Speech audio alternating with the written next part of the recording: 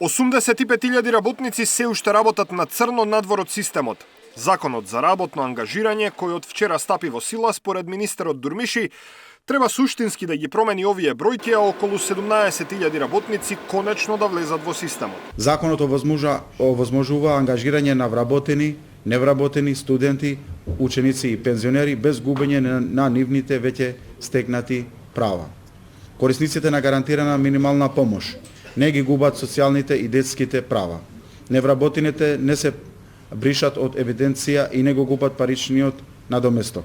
Пензионерите не го губат правото на пензија, а студентите и учениците ги задржуваат правата од образовниот систем. Нова година заврши, наред се божитните празници. Државата се уште не знае дали маркетите драматично ги зголемиле цените на производите или не. Идната недела, сме петок, идната недела ќе бидете известени и за ова ќе ги земеме податоците од овие денови, крајните денови на месец декември и првите денови на месец јануари, и ќе бидете известени и јавноста и вие за односно во рамки на ова дали има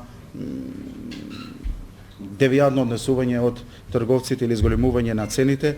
Ќе бидете известени како ќе постапиме понатаму. Во минатото државата правеше така наречени кошници со кои ги замрзнуваше маржите на производите со цел стабилизирање на цените. Летоска владата најави опсежна анализа на така наречената базична инфлација и од каде таа потекнува. Анализата беше направена, но не резултираше со мерки против поскапувањето. Даниел Василев, Сител телевизија.